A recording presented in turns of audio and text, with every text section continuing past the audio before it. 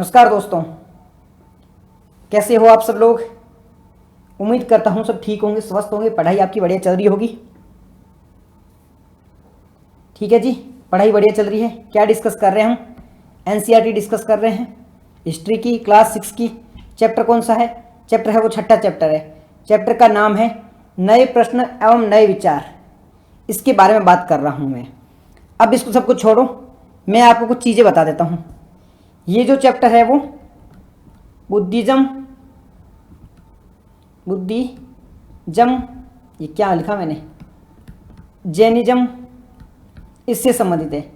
UPSC का most favourite topic है। जिस चैप्टर को अभी हम पढ़ रहे हैं, बुद्धिज्म जैनिज्म को डिस्कस कर रहे हैं, ये तो ऑलमोस्ट सभी एग्जाम में पूछते हैं और यूपीएससी पीसीएस में तो बहुत ज़्यादा डिटेल में पूछा जाता है। अब मैं आपके बारे में क्लियर कर देता हूँ। मैं इस चैप्टर को एनसीईआरटी से नहीं पढ़ाऊंगा, कुछ पॉइंट है वो एनसीईआरटी के पढ़ाऊंगा, क्योंकि ये एनसीईआरटी में बहुत बेसिक तरीके से दिया हुआ है। यूपीएससी का ये मोस्ट फेवरेट टॉपिक है। अगर यूपीएससी ने इस टॉपिक से क्वेश्चन नहीं पूछा तो जो एग्जामिनर पेपर सेट कर रहा है ना, वो घर जाकर खाना नहीं खाएगा, उसको नींद नहीं आएगी, उसकी बीवी उसको घर नहीं आने देगी। मतलब जो एग्जामिनर, चाहे मेल हो चाहे फीमेल हो, जो पेपर सेट कर रहा है और अगर उसने बुद्धिज्म और जैनिज्म से अगर एक भी क्वेश्चन नहीं दिया है, उसको नींद नहीं आने वाली है। तो देख लो, इतना ज़्यादा इंपॉर्टेंट है ये। जितने हो सके इतने स्टार लगा दो। सबसे मोस्ट इंपॉर्टेंट, दिल्ली पुलिस में काम आ जाएगी, बुद्धिज्म जैनिज्म का टॉपिक है, थोड़ा बहुत तो काम आ ही जाएगा। जीके पूछते यार, सब जगह पूछते हैं जीके। तो मोस्ट फेवरेट टॉपिक है, मोस्ट इंपॉर्टेंट टॉपिक है। जितने हो सके इतने स्टार इस पे लगा दो, बहुत काम का टॉपिक है। एनसीईआरटी से नहीं पढ़ाऊंगा, एनसीईआरटी के बाद में एडवांस लेवल की चीज़ें भी बता दूंगा, ताकि इस टॉपिक से कोई भी चीज़ आए आपकी गलत नहीं जाए। ठीक है जी, ऑलमोस्ट सारी चीज़ें हम कवर करने की कोशिश करेंगे। एक स्टोरी की तरह पढ़ेंगे, एक कहानी के तरीके से इसे समझेंगे, ताकि याद करने में दिक्कत नहीं रहे। ठीक है, हमें टफ नहीं लगे, हमें चीज़ें कॉम्प्लिकेटेड नहीं रहे। साधारण एक स्टोरी पढ़ेंगे, बीच बीच में अब मोहनली में क्या करूँगा, एक बार पूरा चैप्टर ख़त्म करूँगा, इसके बाद में ही बाकी बातें करेंगे। ठीक है, जितने आपके जो भी डाउट्स वगैरह हैं वो उसके बाद में क्लियर करेंगे। एक बार इसको स्टोरी तरह समझ लेते हैं। क्या ये राजस्थान पुलिस में काम आएगा? यार जीके का टॉपिक है। अब जीके है ना, ऑलमोस्ट सभी जगह पूछते हैं, चाहे राजस्थान पुलिस की बात करो, दिल्ली पुलिस की बात करो, या किसी भी एग्जाम की बात करो। तो बुद्धिज्म जैनिज्म वैसे भी अच्छा टॉपिक है, तो देख लो, अगर आपके काम आए कहीं पे भी तो देख सकते हो आप। तो बात कर रहे हैं, अध्याय का नाम क्या है? नए विचार। अब मैं क्या कहना चाहता हूँ नए विचार से, तो इसको ही समझते हैं स्टोरी की तरीके से। पहले क्या चल रहा था हमारे यहाँ पे इंडस वैली सिविलाइजेशन है वो समाप्त हुई। उसके बाद में वैदिक पीरियड स्टार्ट हुआ।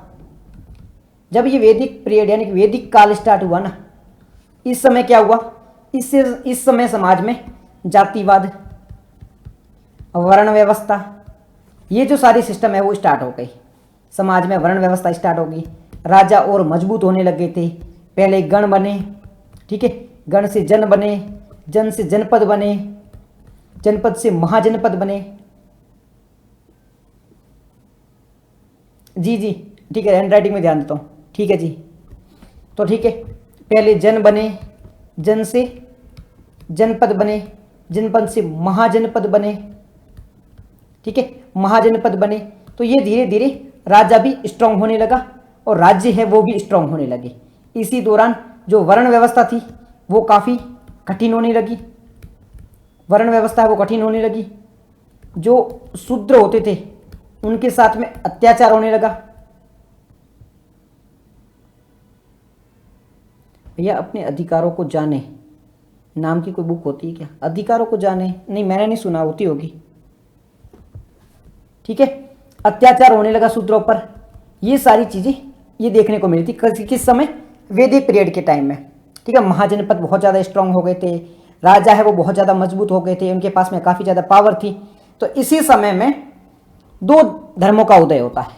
वैसे तो जैन धर्म है ना वो काफ़ी प्राचीन है, जैन धर्म वैसे काफ़ी प्राचीन है, लेकिन एक जैन के आप कह सकते हो तीर्थंकर, जिनका नाम था भगवान महावीर, दूसरे थे भगवान बुद्ध। इन दोनों का इसी समय जन्म होता है। अब ये भी क्षत्रिय कुल से थे, परंतु इनको कुछ चीज़ें अच्छी लग नहीं रही थी। जो हमारा वैदिक जो काल था, जो वैदिक धर्म था, उनसे ये प्रभावित नहीं थे। कुछ जो चीज़ें थी इनको अच्छी नहीं लग रही थी, तो इन्होंने क्या किया, वैदिक धर्म में सुधार करने के लिए कुछ नए कॉन्सेप्ट लेके आए। भगवान बुद्ध है, भगवान जो महावीर है, वो क्या चीज़ें लेके आए, वो चीज़ें लेके आए कि भाई कैसे भी करके वैदिक धर्म में जो कमियां हैं उस कमियों को दूर करने के लिए कुछ नए कॉन्सेप्ट लेके आए, कुछ नए आइडियाज़ लेके आए। तो वहाँ से है वो नए नए धर्मों का उदय होता है। ये जो पूरा काल था ना, ये पूरा जो टाइम था, ये नए नए विचारों का टाइम था। इसी दौरान बुद्धिज्म, जैनिज्म जैसे विचार आते हैं। इसी तरह इसी समय में नए नए विचार आने स्टार्ट हो गए थे। तो इसी समय की बात कर रहे हैं कि इस दौरान नए नए विचार है वो आ रहे थे, अलग अलग थिंकर्स आ रहे थे जो हर चीज़ पे अपना अपना बात रख रहे थे, हर चीज़ को एनालिसिस कर रहे थे कि क्या ये चीज़ सही है तो क्यों सही है, हमारी आत्मा है तो क्यों आत्मा है, हम किसी को मारते हैं, बलि देते हैं तो क्यों बलि देते हैं, हम पूजा कर रहे हैं तो क्यों पूजा कर रहे हैं। सबका कारण जानने की इच्छा जागरूक हुई। तो ये पीरियड था ना, ये जो टाइम पीरियड था, ये काफ़ी ज़्यादा इनोवेटिव का टाइम था, ये सोचने वाला टाइम था। इस दौरान नई नई सोच है वो डेवलप हो रही थी। अब इसी सोच के समय, इसी के समय एक व्यक्ति का जन्म होता है, एक बच्चे का जन्म होता है। उस बच्चे का नाम था सिद्धार्थ। इसी समय में एक बच्चे का जन्म होता है जिसका नाम था सिद्धार्थ। जन्म कब होता है, इनका जन्म होता है 563 ईस्वी में। 563 ईस्वी में इनका जन्म होता है। ईसा पूर्व की बात करें, BCE की बात करें, 563 ईसा पूर्व में इनका जन्म होता है। किनका, जिनका नाम था सिद्धार्थ। इनके पिताजी का नाम क्या था, इनका जो जन्म हुआ था ना उस शाक्य वंश में हुआ था। इनका जन्म को क्या हुआ था, शाक्य वंश में हुआ था इनका जन्म। अब ये शाक्य वंश कहाँ पर है, शाक्य वंश नेपाल में है। मतलब शाक्य वंश कहाँ पर था, नेपाल में था। इनका जन्म है वो किस स्थान पे हुआ था, लुम्बिनी नाम का स्थान है, लुम्बिनी नाम का स्थान है, वहाँ पर इनका जन्म होता है। स्थान कौन सा है, लुम्बिनी है। मैं फिर से बता देता हूँ। सिद्धार्थ नाम का एक बालक था, उसका जन्म हुआ, नाम क्या था, सिद्धार्थ। जन्म कब हुआ था, जन्म हुआ था इनका 563 ईस्वी में। ठीक है, कौन से वंश में हुआ था, वंश कौन था इनका, शाक्य वंश था। कौन सा वंश था इनका, शाक्य वंश था। ठीक है, कहाँ पर हुआ था, स्थान कौन सा था, जन्म स्थान इनका कौन सा था, इनका जन्म स्थान था लुम्बिनी। ये लुम्बिनी वर्तमान में कहाँ है, नेपाल में है। वर्तमान में ये नेपाल में, यहाँ पर इनका जन्म हुआ था। इनका जो जन्म हुआ था ना, एक राजघराने में जन्म हुआ था। इनका जो घराना था वो एक राजघराना था। कौन से महाजनपद से ये संबंधित थे, तो ये थे कपिल वस्तु। ये कपिल वस्तु है ना, ये कौन से राजघराने में आती है, तो शाक्य जो गणराज्य है उससे संबंधित है। गणराज्य कौन सा है इनका, शाक्य गणराज्य, शाक्य गणराज्य, इससे ये संबंधित है। कौन, भगवान बुद्ध के बारे में बात करते हैं, जो कि कोसल जो महाजनपद था उसका हिस्सा था। कोसल महाजनपद था उसका हिस्सा था। जन्म कहाँ हुआ है, जन्म हुआ इनका लुम्बिनी में। लुम्बिनी का है, नेपाल में है। कौन से वंश से संबंधित है, शाक्य वंश से संबंधित है, शाक्य वंश। ठीक है, ये वंश याद रखना। जन्म कब हुआ, 563 ईस्वी में हुआ था। नाम क्या था, सिद्धार्थ इनका नाम था, याद रहेगा। माता का नाम क्या था, माता का था नाम माया, माया देवी माता का नाम था। पिता का नाम क्या था, सुशोधन, पिता का नाम क्या था, सुशोधन। अब मैं स्टोरी बनाता हूं। एक बालक का जन्म होता है, एक लड़के का जन्म होता है जिसका नाम था सिद्धार्थ। 563 ईस्वी में इस बालक का जन्म हुआ। ठीक है, जन्म के बाद में इसका जन्म किस वर्ष में हुआ था, तो वंश था वो शाक्य वंश था, जो कि कोसल महाजनपद है ना उसका हिस्सा था। लुम्बिनी नाम का एक जगह है, वहाँ पर इनका जन्म हुआ था। उसके बाद में क्या होता है, इनकी माताजी का नाम क्या था, देवी माया इनकी माताजी का नाम था। पिताजी का नाम था सुशोधन, जो कि जो शाक्य गणराज्य है वहाँ के एक प्रमुख हुआ करते थे। शाक्य गणराज्य के प्रमुख थे इनके पिताजी।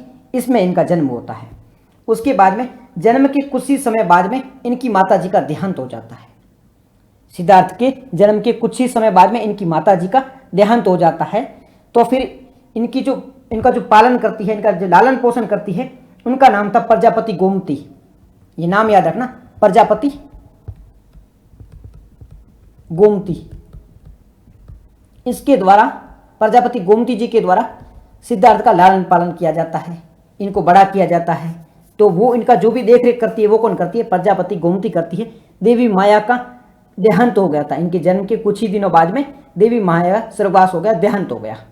यहाँ तक स्टोरी समझ में आएगी। सिद्धार्थ नाम का एक लड़का है, इसका जन्म हुआ है, माता का नाम देवी माया है, पिताजी का नाम सुशोधन है, लुम्बिनी में इनका जन्म हुआ है। ये स्टोरी आपको बैठ रही होगी, ठीक है। अब बात करते हैं शिक्षा की। तो ये बचपन से छोटे थे तो ये काफ़ी एजुकेटेड थे, काफ़ी इंटेलिजेंट थे, पढ़ाई में बहुत होशियार थे, इनको चीज़ें बहुत अच्छे से समझ में आती थी, जानने की बहुत इच्छा थी, ये हर चीज़ जानना चाहते थे भाई, कैसे भी करके चीज़ों को समझा जाए। तो जानने के बहुत ज़्यादा इच्छुक थे, ठीक है, जिज्ञासु काफ़ी ज़्यादा थे। इनको युद्ध की कला भी काफ़ी माहिर थे, युद्ध भी अच्छा खासा आता था, युद्ध की कला में माहिर थे। साथ ही साथ में राजनीतिक दर्शन के बारे में इनको आइडिया था, किस प्रकार से पॉलिटिक्स होती है, कैसे पॉलिटिक्स की जाती है, इसके बारे में काफ़ी अच्छा इनको नॉलेज था।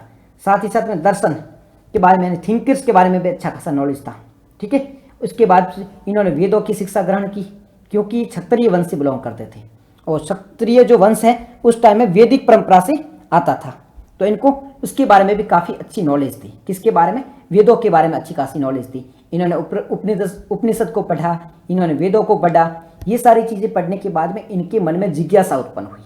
जब आप वेद पढ़ोगे, उपनिषद पढ़ोगे, आपको भी नई नई चीज़ें हैं वो जानने की इच्छा होगी, भाई ये चीज़ कैसे होती है, मृत्यु के बाद में क्या होता है, जन्म से पहले क्या होता है, व्यक्ति के कर्म किस प्रकार से होते हैं, जो मोक्ष मिलता है व्यक्ति को, मोक्ष किस प्रकार से मिलता है, कर्म कितना इम्पैक्ट पड़ता है, इन सब चीज़ों के बारे में इनको जानने की इच्छा हुई। अब इसको क्या अपना जवाब नहीं मिला था।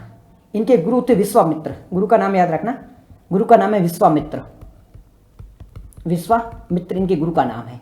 ये इनके पास में गए कि भाई साहब मेरे है ना कि गुरुजी मेरे मन में कुछ डाउट है, आप उस डाउट को दूर करो।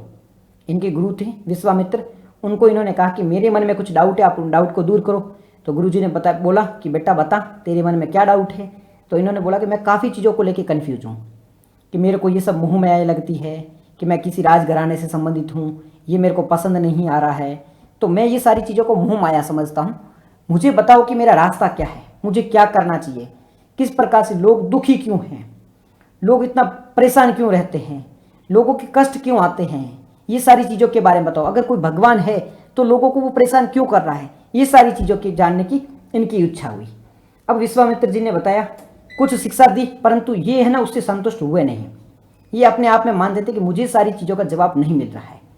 इसके बाद में क्या होता है, इनका विवाह करवा दिया जाता है, बचपन में ही छोटी उम्र में इनका विवाह करवा दिया जाता है। यशोधरा से इनका विवाह होता है। विवाह किससे होता है? यशोधरा से। इनकी पत्नी का नाम क्या था? यशोधरा। यशोधरा से इनका विवाह होता है। इनका एक पुत्र होता है जिसका नाम राहुल। पुत्र का नाम क्या था? राहुल। राहुल नाम का इनका पुत्र होता है। माता जी का नाम यशोधरा, पुत्र का नाम राहुल। 16 वर्ष की, मात्र 16 वर्ष की उम्र में इनका विवाह हो जाता है।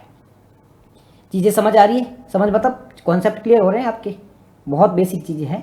इनका जन्म होता है, जन्म के बाद में जिज्ञासा उत्पन्न होती है, अपने गुरु विश्वामित्र के पास में जाते हैं और कहते हैं कि गुरुजी मेरे मन में कुछ डाउट है, मेरे डाउट है वो सॉल्व करो।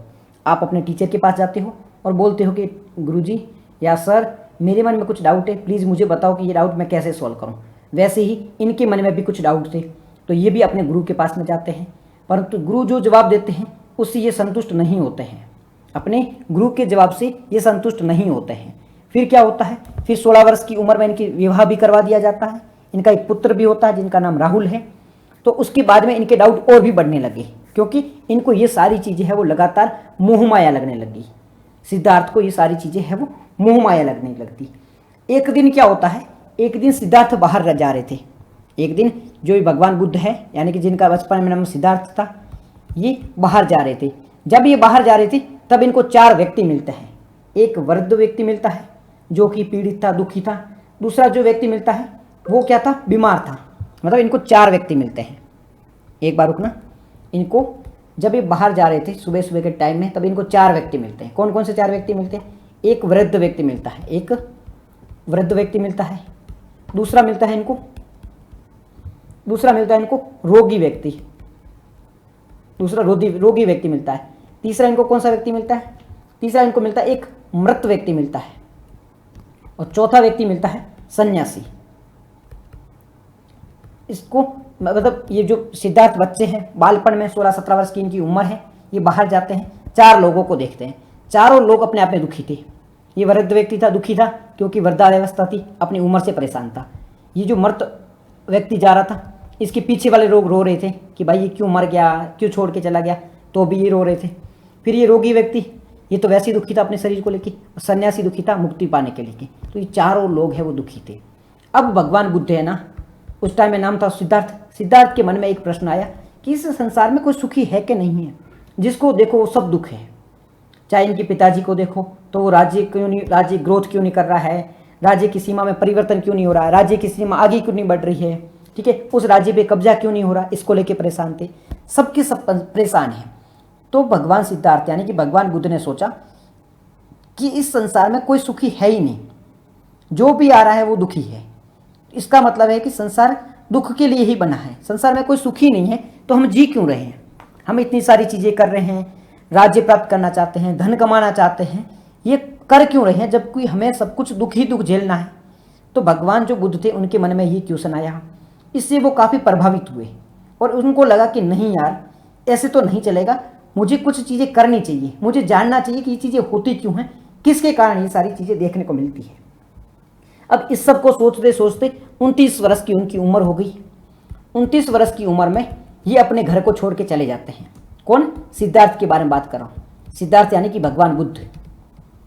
29 वर्ष की उम्र में भगवान बुद्ध है अपने परिवार को छोड़ के एक सन्यासी बन के ज्ञान की तलाश में कि भाई मुझे जानना है कि ये सारी चीज़ें होती क्यों हैं। तो ज्ञान की तलाश में अपने घर को छोड़ के चले जाते हैं। कि कौन सी वर्ष की आयु में जाते हैं? 29 वर्ष की आयु में ये चले जाते हैं। 29 वर्ष की आयु में चाहते हैं, घर का परित्याग कर देते हैं, रात के समय में निकलते हैं, अपने साथ में एक घोड़ा लेके जाते हैं। अपने साथ में एक घोड़ा होता है कंथक नाम का, इनके साथ में एक घोड़ा होता है, साथ ही साथ में एक रथ होता है, रथवान, जिसका नाम होता है छंदक। ये दो चीज़ें लेके जाते हैं, एक रथवान और एक घोड़ा अपने साथ में लेके रात के समय में अपने परिवार को छोड़ के ज्ञान की तलाश में है वो निकल जाते हैं। फिर ये ज्ञान की तलाश में जाते हैं, कई समय तक ये पूजा करते हैं, पूजा या ध्यान करते हैं, जानने की इच्छा करते हैं, जंगलों में जाते हैं, जंगल जंगल में भटकते हैं। फिर आखिर में थक हार के ये बोध गया में आ जाते हैं। बोध गया में आके एक पीपल का पेड़ था, बोध गया में आते हैं, बोध गया, यहाँ पर एक पीपल का पेड़ था। पीपल के पेड़ के पास आकर ये ध्यान करने लग जाते हैं। बोध गया में आ गए, 29 वर्ष की आयु में घर छोड़ दिया, जंगलों में भटके, वनों में भटके, परंतु इन्हें कहीं से भी कोई फायदा नहीं हुआ। इनको ज्ञान की प्राप्ति है वो नहीं हुई, एनलाइटमेंट इनका नहीं हुआ। फिर ये थक हार के कहाँ आ जाते हैं? ये आ जाते बोध गया में। बोध गया कहाँ पर है? बिहार में है। बोध गया वर्तमान में कहाँ पर है? बिहार में है। तो ये थक हार के बिहार में आ जाते हैं। बिहार में जो बोध गया है वहाँ पर आ जाते हैं। वहाँ पर आकर एक पीपल का पेड़ होता है, वहाँ पर बैठते हैं, ठीक है। और वहाँ पर ये जो पीपल का पेड़ है ना, यहाँ से एक नदी बहती है जिसका नाम है निरंजन नदी, या इसे निरंजना कहा जाता है, निरंजना नदी। ये जो सारे मैं पॉइंट बता रहा हूँ ना, इसको जरूर याद रखना, कहानी तो भले ही सुनो बट इनको याद रखना। निरंजन नदी है, बोध गया में ये आए हैं, बोध गया का नाम याद रखना। पीपल के पेड़ के नीचे ये पूजा कर रहे हैं, ठीक है। यहाँ से निरंजना नदी है वो बह रही है। तो ये जो वर्ड बता रहा हूँ इनको जरूर याद रखना, क्योंकि यूपीएससी इनसे ही क्वेश्चन पूछेगी, या किसी एग्जाम में क्वेश्चन पूछे जाएंगे ना, तो ये चीज़ों से क्वेश्चन पूछे जाएंगे। कौन सी नदी थी, कौन सा पेड़ था, कहाँ पर था, इनसे ही क्वेश्चन पूछे जाएंगे, ठीक है जी। तो बोध गया में आते हैं, निरंजना नदी के तट पर एक पीपल का पेड़ था, वहाँ जाके ये 49 दिन तक निरंतर ध्यान करते हैं। निरंतर 49 दिनों तक ध्यान करते हैं। ध्यान करने के बाद में इनको लगता है कि अब इनको ज्ञान प्राप्त हो गया है। जिस दिन इनको ज्ञान प्राप्त हुआ, ज्ञान यानी कि एनलाइटमेंट, एनलाइटमेंट, जिस दिन इनको एनलाइटमेंट प्राप्त हुआ, जिस दिन इनको ज्ञान प्राप्त हुआ, इसी दिन से इनको बुद्ध कहा जाने लगा। बुद्ध का मतलब होता है बौद्धिक, होशियार, टैलेंटेड, उसे बौद्धिक कहा जाता है, उसे बुद्ध कहा जाता है। तो इनको 49 दिनों तक इन्होंने पीपल के पेड़ के नीचे, निरंजना नदी है जो कि कहाँ पर है? बोध गया में। बोध गया में एक नदी है निरंजना नदी, उसके तट पर एक पीपल का पेड़ था, वहाँ पर जाके भगवान बुद्ध है पूजा करते हैं। 49 दिनों तक वहाँ जाके ध्यान करते हैं और 49वें दिन इनको क्या प्राप्त होता है? एनलाइटमेंट प्राप्त होता है, ज्ञान प्राप्त होता है। और ज्ञान प्राप्त होता है, इसी वजह से इनको बुद्ध कहा जाता है। ज्ञान प्राप्त होता है, इसी वजह से इनको बुद्ध कहा जाता है। तो इस दिन से इनका नाम पड़ा बुद्ध। और उसके बाद में ये जो पीपल का पेड़ था, इसे बोधि वृक्ष भी कहा गया। इसके बाद में इसे क्या कहा गया? बोधि वृक्ष कहा गया। बोधि वृक्ष कहाँ पर है? बिहार में। बिहार में कहाँ पर है बोधि वृक्ष है? वो बिहार में बोध गया में है। बोधि वृक्ष बिहार में कहाँ है? बोध गया में है। ठीक है जी। कौन सी नदी के किनारे हैं? तो बोधि वृक्ष है वो निरंजना नदी के तट पर है। बोधि वृक्ष कौन सी नदी के तट पर है? तो वो निरंजना नदी के तट पर है। यहाँ तक याद रहेगा। सारी चीज़ें क्लियर तो हो रही है ना कि भगवान बुद्ध घर से निकले हैं, घर से निकले जंगलों में जाके पूजा कर रहे हैं, जंगल जंगल भटक रहे हैं, परंतु इनको ज्ञान है वो उसकी प्राप्ति नहीं हो रही है। आखिर में थक हार के वो बोध गया जाते हैं। बोध गया में कि पीपल का पेड़ होता है जो कि निरंजना नदी है उसके तट पे होता है। तो निरंजना नदी के तट पे जाकर ये निरंजना नदी के तट पे जाके भगवान बुद्ध है वो पूजा करते हैं। लंबे समय तक वहाँ पे पूजा करते हैं, ध्यान करते हैं। कितने दिनों तक? 49 दिनों तक ये ध्यान करते हैं। इसके बाद में इनको एनलाइटमेंट प्राप्त होती है, ज्ञान की प्राप्ति होती है। ज्ञान की प्राप्ति जिस दिन हुई थी उस दिन से इनको बुद्ध कहा जाने लगा।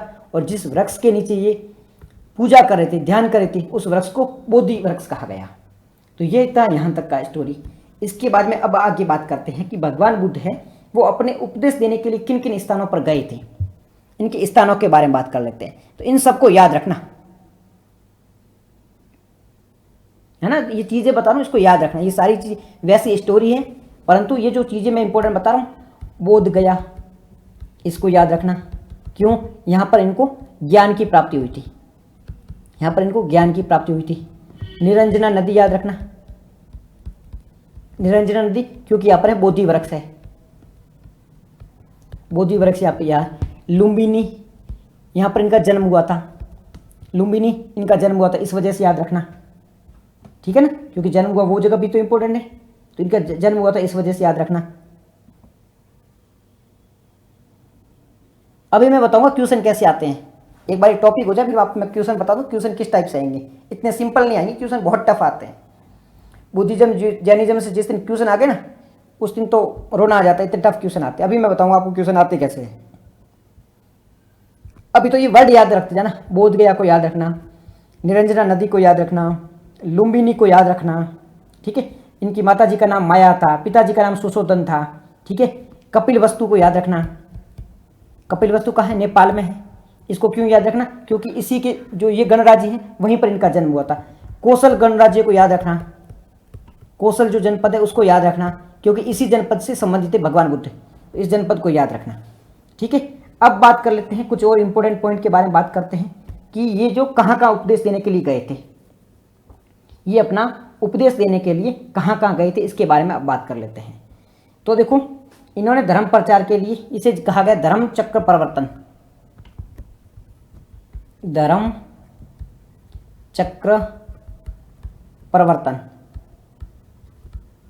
मैं फिर से लिख देता हूँ, ये थोड़ा मैंने गलत लिख दिया, यहाँ से लिख देता हूँ, धर्म चक्र परिवर्तन। अब ये जो धर्म चक्र परिवर्तन क्या होता है, यानी कि धर्म का प्रचार करना। धर्म चक्र परिवर्तन का मतलब होता है किसी धर्म का है वो प्रचार करना है। तो भगवान बुद्ध भी अपना धर्म का प्रचार करने गए, तो ये अलग अलग जगह शिक्षा देने जाते हैं। सबसे पहले ये अपना उपदेश कहाँ देते हैं? भगवान बुद्ध है अपना प्रथम उपदेश है वो कहाँ देते हैं? बहुत काम की चीज़ें याद रखना इसको। भगवान बुद्ध है वो अपना प्रथम उपदेश कहाँ देते हैं? तो ये सारनाथ में देते हैं, सारनाथ में। भगवान बुद्ध है वो अपना प्रथम सारनाथ, अपना प्रथम उपदेश है वो कहाँ देते हैं? सारनाथ में देते हैं। ये सारनाथ कहाँ पर है? ये सारनाथ है वाराणसी के पास में, वाराणसी के पास में। तो ये वाराणसी के पास में सारनाथ है, यहाँ पर ये भगवान बुद्ध है वो अपना प्रथम उपदेश देते हैं। इनको ज्ञान की प्राप्ति कहाँ हुई थी? बोध गया में। बोध गया में इनको ज्ञान की प्राप्ति होती है। इसके बाद में ये वाराणसी जाते हैं। वाराणसी में जगह थी सारनाथ, वाराणसी के पास में, यहाँ पर जाके भगवान बुद्ध है वो अपना प्रथम उपदेश देते हैं। तो अगर आपको क्वेश्चन पूछे कि भगवान बुद्ध ने अपना प्रथम उपदेश कहाँ दिया था, वो दिया था सारनाथ में। प्रथम उपदेश कहाँ दिया था इन्होंने? तो वो सारनाथ में अपना प्रथम उपदेश दिया था। उपदेश का नाम क्या था? धर्म चक्र परिवर्तन सूत्र। उपदेश का नाम भी याद रखना, उपदेश का नाम है धर्म चक्र परिवर्तन सूत्र। ये उपदेश था, धर्म चक्र परिवर्तन सूत्र। भगवान बुद्ध ने अपना जो उपदेश दिया था, प्रथम उपदेश, ये प्रथम उपदेश कहाँ दिया था? सारनाथ में दिया था। भगवान बुद्ध ने अपना प्रथम उपदेश कहाँ दिया था? सारनाथ में दिया था। प्रथम उपदेश जो सारनाथ ने दिया था, ये उपदेश क्या था? उपदेश था धर्मचक्र प्रवर्तन सूत्र। धर्मचक्र प्रवर्तन सूत्र रिपीट इसी वजह से करता हूं क्योंकि इसे याद रखना। प्रथम उपदेश सारनाथ में दिया था और उपदेश था वो धर्मचक्र प्रवर्तन सूत्र था। इसके बाद में क्या था? इनके पहले शिष्य थे। पहले शिष्य कौन थे? 5 इनके पहले शिष्य थे। 5 व्यक्ति थे जिन्होंने इनके साथ ही पूजा की। तो इनके 5 शिष्य थे। 5 शिष्य थे। यहीं से बौद्ध धर्म में उसकी शुरुआत मानी जाती है। 5 शिष्य कौन कौन से थे? 5 शिष्यों के नाम देख लो। तो 5 शिष्यों का पहला नाम था कोडज। पहले का नाम था क्या? कोडज। दूसरे का नाम था बदीय। अभी प्रोनाउंसिएशन गलत हो सकता है, थोड़ा रख लेना। पहले का नाम था कोडज, दूसरे का बदीय, तीसरा था वप। तीसरा क्या था? वप। ये वप है, लिखा है वप। चौथे का नाम क्या था? महानाम। चौथे का नाम था महानाम और 5वां का नाम था असज्जी। अभी नाम आपको याद रहेंगे भी नहीं, इनको बार बार रख लेना। बाकी चीज़ें होती तो मैं अवॉइड भी कर देता, पर है ना, बुद्धिज्म जैनिज्म को मैं अवॉइड नहीं कर सकता क्योंकि यूपीएससी के जो एग्जामिनर होते हैं ना, उनको पता नहीं किस जन्म का बदला लेना होता है। बुद्धिज्म जैनिज्म से तो इतने टफ क्वेश्चन पूछते हैं कि वो कुछ भी पूछ लेते हैं। तो भगवान बुद्ध के 5 शिष्य हैं, कोडज, बदीय, वप, महानाम और अस्ची। कोडज, बदीय, वप, महानाम और अस्ची, ये भगवान बुद्ध के 5 शिष्य हैं। भगवान बुद्ध के कौन कौन से 5 शिष्य हैं? जिसे पंचवर्गीय भिक्षु भी कहा जाता है। भगवान बुद्ध के जो 5 भिक्षु है या 5 शिष्य है, इनको पंचवर्गीय भिक्षु भी कहा जाता है, जिसमें कोडज, बदीय, वप, महानाम और अस्ची, इन 5 का नाम याद रखना।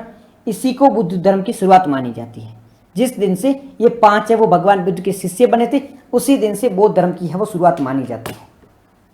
बुद्ध धर्म की शुरुआत कहाँ से मानी जा रही है? क्योंकि जब तक आपके कोई अनुयायी नहीं होंगे, जब तक आपके कोई फॉलोवर नहीं होंगे, तब तक कोई ऐसे कैसे माना जाएगा कि आपके धर्म का वर्चस्व हो रहा है। तो यहाँ से है वो बौद्ध धर्म का वर्चस्व स्टार्ट हो गया था, यानी कि बौद्ध धर्म का प्रचार है वो धीरे धीरे यहाँ से प्रारंभ हो चुका था, शुरुआत हो चुकी थी। यहाँ तक समझ में आ गया? कोई दिक्कत नहीं यहाँ तक? ठीक है जी। क्या बात करी हमने? बौद्ध धर्म के, अपने धर्म के प्रचार के लिए कहाँ जाते हैं? अपने धर्म के प्रचार के लिए ये सारनाथ में जाते हैं। सारनाथ में जाकर एक उपदेश देते हैं, धर्मचक्र प्रवर्तन सूत्र नाम का एक उपदेश देते हैं। इस दौरान इनके 5 शिष्य होते हैं। 5 शिष्य कौन कौन से? जिसे पंचवर्गीय भिक्षु कहा जाता है, जिसमें कोडज, बदीय, वप, महानाम और अस्ची नाम के 5 इनके शिष्य होते हैं। और यहीं से शुरुआत होती है किसकी? यहीं से शुरुआत हो जाती है बौद्ध धर्म की। ये 5 शिष्य होते हैं ना, इनके ये जैसे ही बुद्ध धर्म को ग्रहण करते हैं, इसके बाद में बौद्ध धर्म की शुरुआत हो जाती है। ठीक है जी। अब हम बात कर लेते हैं कि बौद्ध जो भगवान बुद्ध है और कहाँ कहाँ गए थे। हमने अभी बात कर ली कि भगवान बुद्ध है वो सारनाथ गए थे। सारनाथ के अलावा और कहाँ भगवान बुद्ध गए थे, ये भी काम के पॉइंट है, इनको भी आप याद रखना। तो सबसे पहले है सारनाथ। सारनाथ तो यहां पर क्यों गए थे? प्रथम उपदेश यहीं पर दिया था, इसी से क्वेश्चन पूछे जाएंगे। ठीक है, प्रथम उपदेश है वो सारनाथ में दिया था, तो इसलिए सारनाथ इंपॉर्टेंट है। इसके बाद में है राजगृह। उसके बाद में कौन सी जगह है? राजगृह है। ये राजगृह कहाँ है? बिहार में है। ये मगध सम्राट बिंबिसार थे, उनके आमंत्रण पे यहाँ पे गए थे। मगध सम्राट कौन से थे? बिंबिसार, उनके आमंत्रण पर ये यहाँ पर गए थे। कहाँ पर? राजगृह में। उसके बाद में श्रावस्ती। उसके बाद कौन सा है? श्रावस्ती है। तो श्रावस्ती में कौशल नरेश थे ना, प्रसेनजित, क्या नाम था? प्रसेनजित। ये कहाँ के शासक थे? ये कौशल के शासक थे। कौशल के शासक थे जिनका नाम है प्रसेनजित। इनके बुलावा पर, ये जो प्रसेनजित है, इनके बुलावे पे ये यहाँ पे गए थे। और सबसे ज़्यादा जो समय व्यतीत किया है बुद्ध, जो सबसे ज़्यादा रुके हैं ना, वो यहीं पे रुके, श्रावस्ती में रुके हैं। बुद्ध जो सर्वाधिक टाइम पर, मतलब सर्वाधिक किसी स्थान पर जो भगवान बुद्ध रुके हैं, वो कहाँ पर रुके हैं? वो श्रावस्ती में रुके हैं। तो श्रावस्ती का नाम याद रखना आप।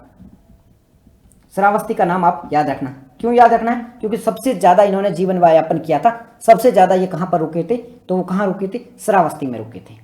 इसलिए आप श्रावस्ती का नाम है वो याद रखना। इसके बाद में ये वैशाली भी जाते हैं। वैशाली का नाम भी याद रखना।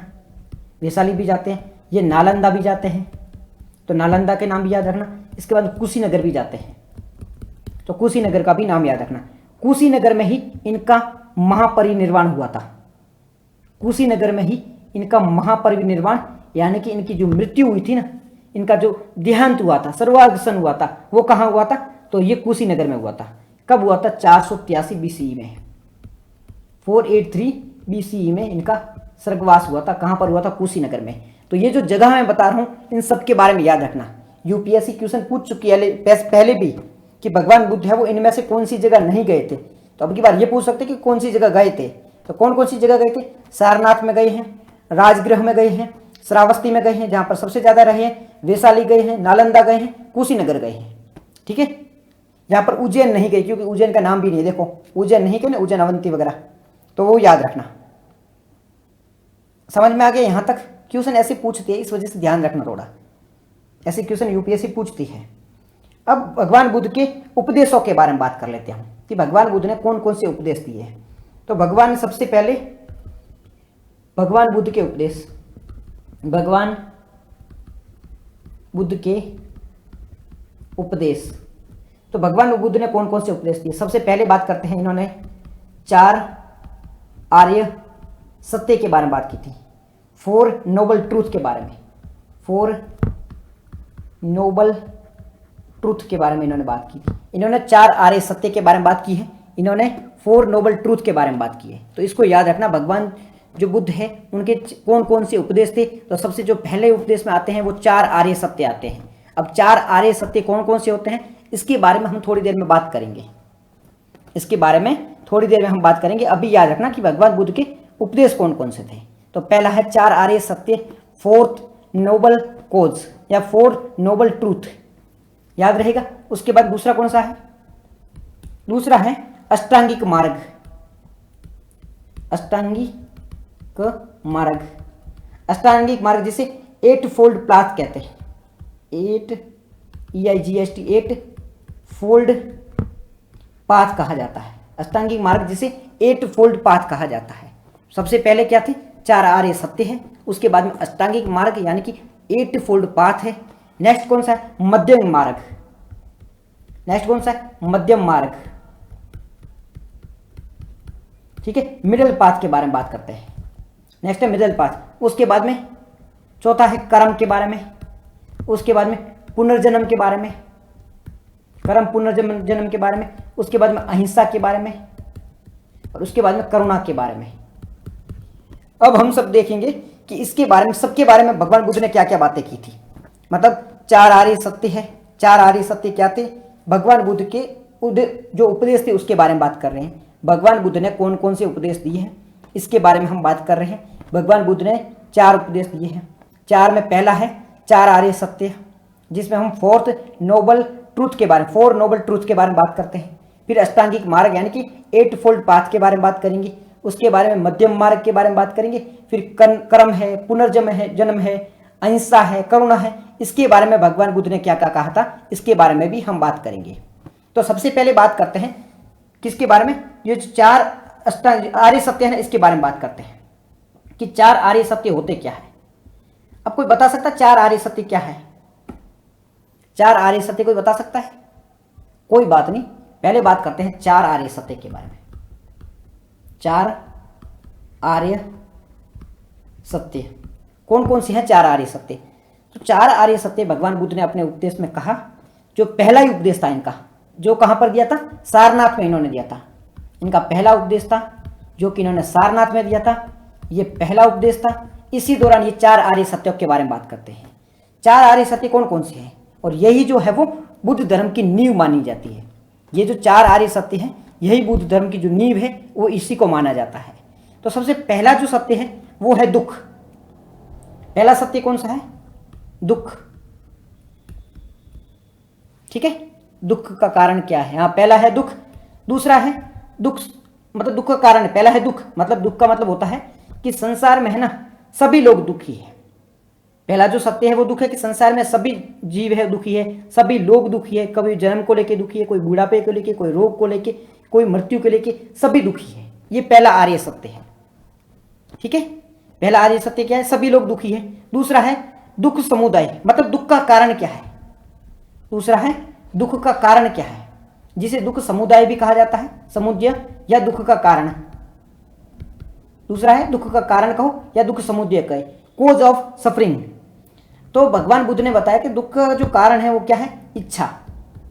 दुख का कारण है क्या, इच्छा, लोभ, ये दुख का कारण है। मतलब हम लोभ करते जाते हैं, किसी चीज़ को लेकर हमारी एक्सपेक्टेशन होती है, हमारी लालच होती है, हमारी इच्छाएं होती है, ठीक है, हमारी जो एक्सपेक्टेशंस होती है किसी व्यक्ति से, किसी के प्रति, ये दुख का कारण होता है। आप खुद एग्जाम्पल देके समझ जाते हो।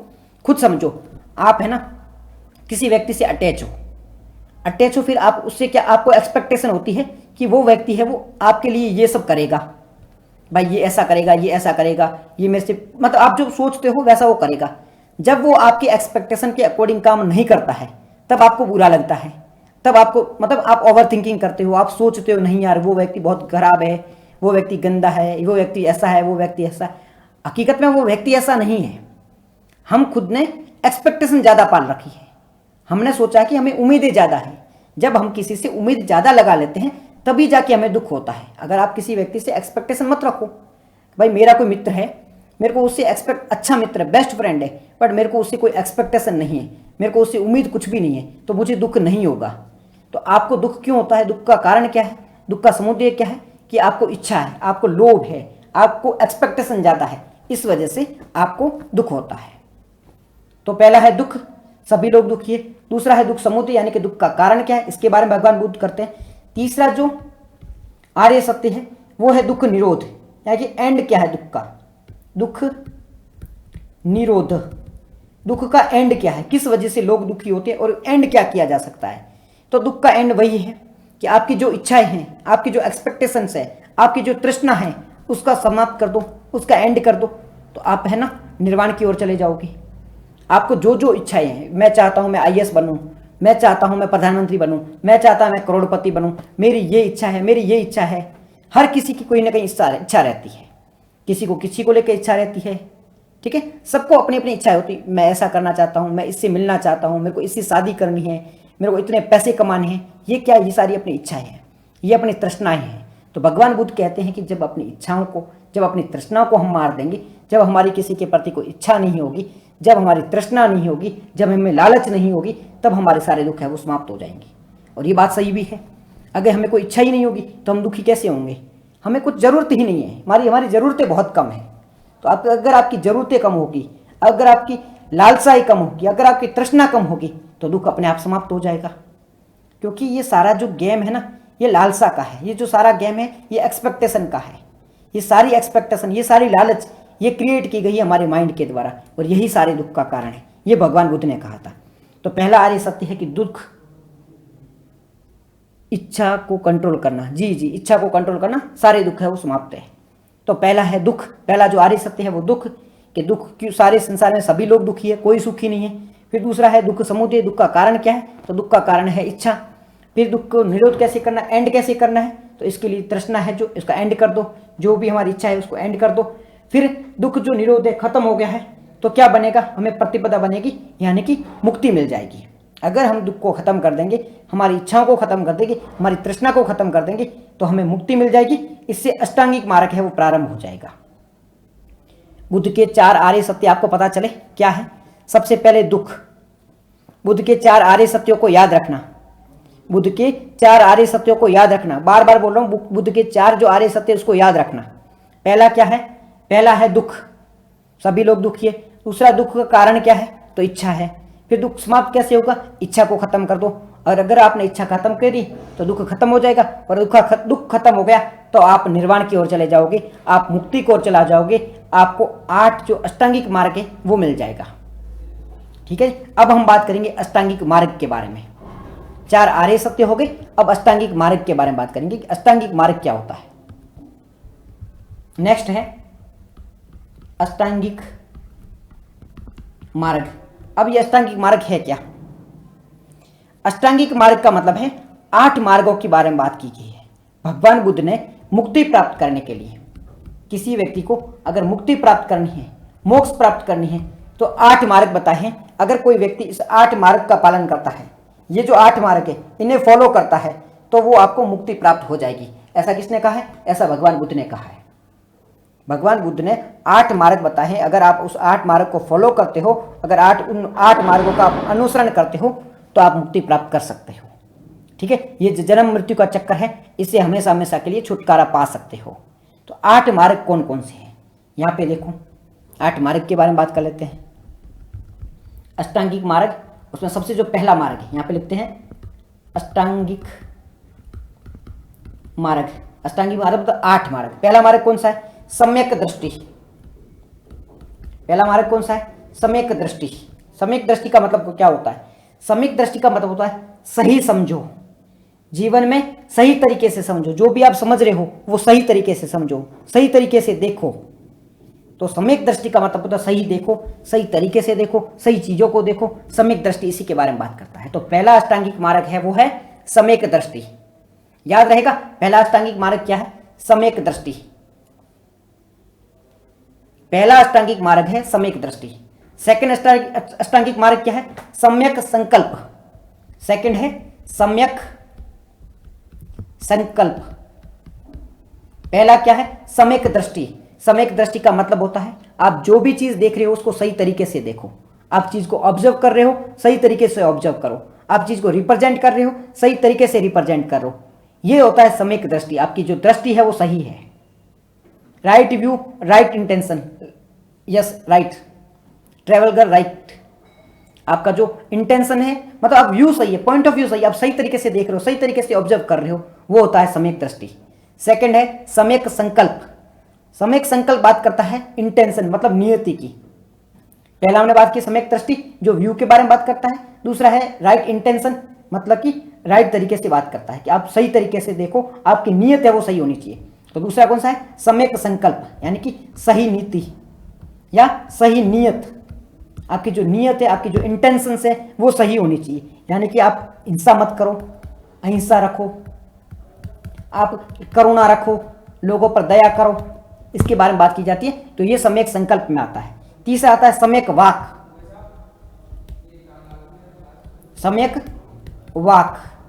अब ये सम्यक वाक क्या होता है? सम्यक वाक का होता है सही वाणी, राइट स्पीच। राइट, सही स्पीच यानी कि सही वाणी।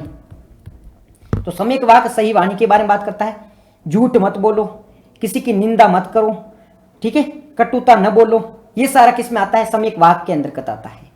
सम्यक दृष्टि सही देखो, सम्यक संकल्प सही आपकी नियत हो, ठीक है, नीति आपकी सही हो, सम्यक वाक यानी कि सही वाणी बोलो। उसके बाद में होता है सम्यक कर्मार्थ यानी कि सही action, right, travel girl right, सही कह रहे हो आप, ठीक है। नेक्स्ट होता है सम्यक कर्मार्थ। सम्यक कर्मार्थ, आपके कर्म है वो सही होने चाहिए, आपके जो एक्शन है, आपका जो आचरण है वो सही होना चाहिए। आपका जो आचरण है वो सही होना चाहिए। आप हिंसा मत करो, आप चोरी मत करो, कटु मत बोलो, ठीक है, व्यभिचार मत करो। ये क्या है? ये सही कर्म है। तो ये चौथा हो गया। 5 है सम्यक आजीविका। 5वां क्या है? सम्यक आजीविका। ये 5वां है। सम्यक आजीविका का मतलब क्या है? सम्यक आजीविका मतलब है सही प्रयास करो, सही आजीविका शुद्ध होना चाहिए। आप जो पैसे कमा रहे हो तो वो शुद्ध होने चाहिए, ऐसे किसी का बुरा करके, किसी को मार करके, किसी का नुकसान कर करके। राइट लाइवलीहुड, आप जो कमा रहे हो सही तरीके से कमाओ, किसी का नुकसान करके नहीं। जो आपका लाइवलीहुड होना चाहिए, जिससे अपना पेट पाल रहे हो, आप खाना खा रहे हो, वो कभी गलत नहीं होना चाहिए। आजीविका है वो सही होनी चाहिए, ठीक है जी। ऐसा काम न करो जिससे दूसरों को हानि पहुंचे। तो वो होता है सम्यक आजीविका। फिर होता है सम्यक प्रयास। छठा कौन सा है? सम्यक प्रयास, एफर्ट के बारे में बात करते हैं। सम्यक प्रयास, प्रयास का मतलब होता है सही प्रयास करें, बुरे विचारों से दूर रहे, सही तरीके से सही प्रयास करें, ये होता है सम्यक प्रयास। फिर होता है सम्यक स्मृति। 7वां क्या है? सम्यक स्मृति। सम्यक स्मृति, सम्यक स्मृति क्या होती है? जागरूक रहो, सतर्क रहो, धोखे में मत रहो, ये होती है सम्यक स्मृति। राइट एफर्ट, फिर होता है राइट मेमोरीज, और लास्ट है सम्यक समाधि।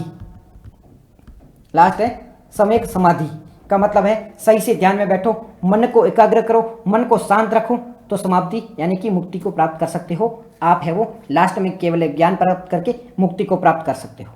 तो 8 कौन कौन से अष्टांगिक मार्ग है? पहला है सम्यक दृष्टि। दूसरा कौन सा है? सम्यक दृष्टि के बाद में सम्यक संकल्प आता है। सम्यक संकल्प के बाद में सम्यक वाक, सम्यक वाक के बाद में सम्यक कर्मांक या कर्मात, सम्यक कर्मात के बाद में सम्यक आजीविका, आजीविका के बाद में प्रयास, प्रयास के बाद में स्मृति, स्मृति के बाद में आता है समाधि। ये 8 जो है ना अष्टांगिक मार्ग, इसको जरूर याद रखना। ये अष्टांगिक मार्ग है। पहले हमने कौन से देखे थे? पहले 4 देखे थे हमने। कौन कौन से? 4 आर्य सत्य के बारे में बात की थी। Mindfulness, right. 4 आर्य सत्य के बारे में बात की थी हमने। फिर अष्टांगिक मार्ग के बारे में बात की। 8 अष्टांगिक मार्ग हो गए। मुक्ति प्रक के 8 मार्ग है, अष्टांगिक मार्ग है। अष्टांगिक मार्ग में सम्यक दृष्टि, सम्यक संकल्प, सम्यक वाक, सम्यक कर्मात, सम्यक आजीविका, सम्यक प्रयास, सम्यक स्मृति, सम्यक समाधि। Correct sir, right, correct, great, बिल्कुल करेक्ट है। ठीक है, तो सही कह रहे हो आप। तो ये हो गई हमारी 8 अष्टांगिक मार्ग। हमने 4 है ना उसके बारे में बात की, 4 आर्य सत्यों के बारे में, फिर 8 अष्टांगिक मार्गों के बारे में बात की। ये अष्टांगिक मार्ग आपको याद होने चाहिए। 4 आर्य सत्यों के बारे में भी आपको पता होना चाहिए। अब हम बुद्ध के, भगवान बुद्ध के 5 पंचशील है ना, पंचशील सिद्धांत, उसके बारे में बात कर लेते हैं। 5 पंचशील सिद्धांतों के बारे में बात कर लेते हैं। हाँ, ट्रेवल गर्ल आपके भी सही सही सब सही थे। आपने भी जो बोला वो करेक्ट थे सारे के सारे। Great, well done. ठीक है, अब हम बात करते हैं पंचशील के बारे में। 5 नियम है, 5 नियम है जिसे नैतिक नियम भी कहा जाता है, नैतिक नियम कहा जाता है, जिसे पंचशील भी कहा जाता है। ये 5 नियम है जिसे पंचशील भी कहा जाता है। इन नियमों को नैतिक नियम भी कहा जाता है क्योंकि ये एथिकल डायमेंशंस के लिए दिए गए हैं, एथिकल वैल्यूज है, नैतिक मूल्यों के लिए ये दिए गए हैं। तो ये 5 नियम कौन कौन से हैं? 5 नियम है। सबसे पहला है प्राणी की हत्या न करना, किसी भी प्राणी की हत्या न करना, ये न है। ठीक है, किसी भी प्राणी की हत्या न करना। पहला नियम क्या पंचशील का? किसी भी प्राणी की हत्या न करना, यानी कि अहिंसा। एक हमेशा ना क्वेश्चन पूछा जाता है कि भारत के लोग है ना सदियों से ही अहिंसक है, इनकी जो परंपरा है ना वही अहिंसक है, क्या ये सही है? आपको एक स्टेटमेंट पूछा जाता है, एक क्वेश्चन पूछा जाता है कि भारत के लोग हैं, कहा जाता है कि इनके जो ब्लड होता है उसमें ही अहिंसा है, इनके विचारों में ही अहिंसा है, ये लंबे समय से देखा जा रहा है, इसको प्रूव करो। तो कैसे प्रूव करना है? आप किसी भी धर्म को पढ़ो, चाहे हिंदुइज्म पढ़ो, चाहे जैनिज्म पढ़ो, चाहे बुद्धिज्म पढ़ो, यहाँ सब में भी जिस पर किसी बाहरी धर्म का इन्फ्लुएंस नहीं है, ऐसा धर्म, ऐसा आइडियोलॉजी जो भारत में जन्म हुआ है उसका, उस पर बाहरी किसी का इन्फ्लुएंस नहीं है, तो वहां पर आपको अहिंसा है कोर में दिख जाएगा, बाहर के बिना इन्फ्लुएंस के। फिर आप बोलोगे सिख धर्म में तो हिंसा है, वो है, हिंसा को अलाउ करते हैं। तो देखो सिख धर्म है ना, वो कब हुआ है? सिख धर्म हुआ है मुगल के टाइम में, जब मुगलों का भारत पर राज था, तब जाके सिख धर्म में वो हुआ है।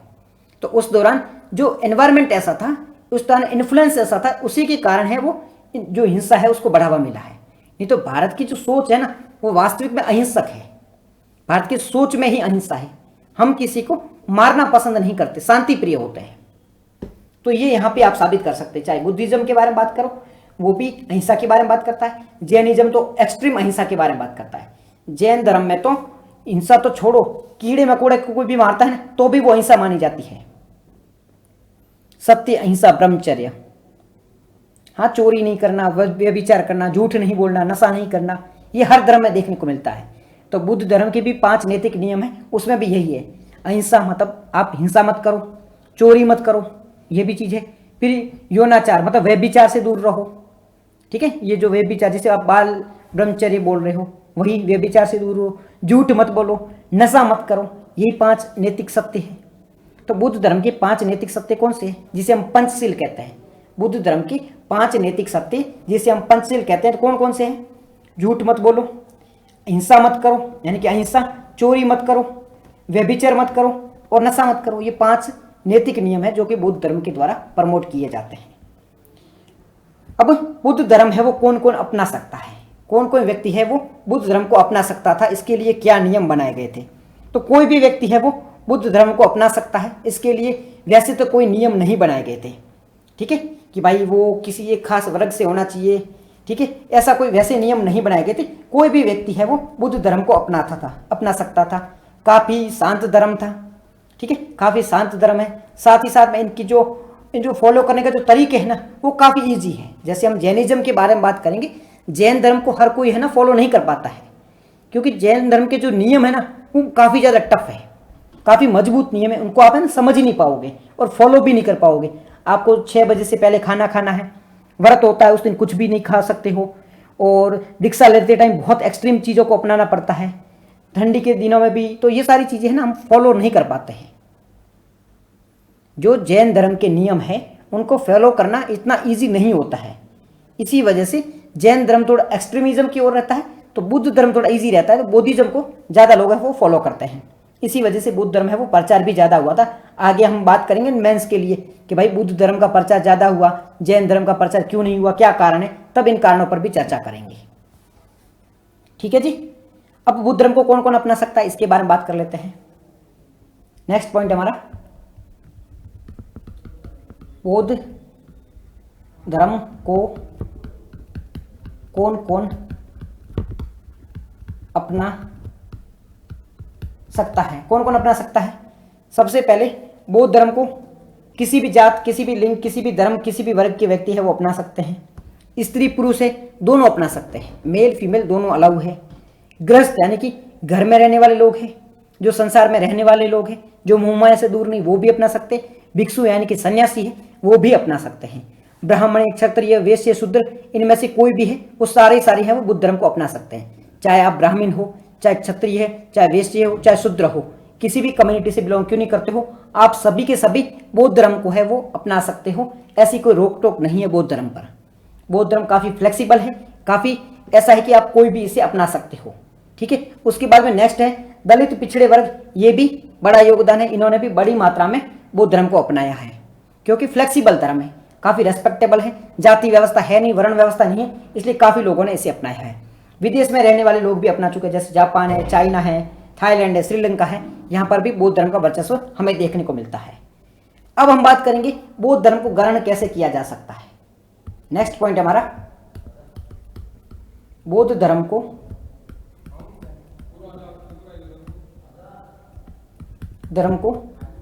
ग्रहण कैसे किया जा सकता है।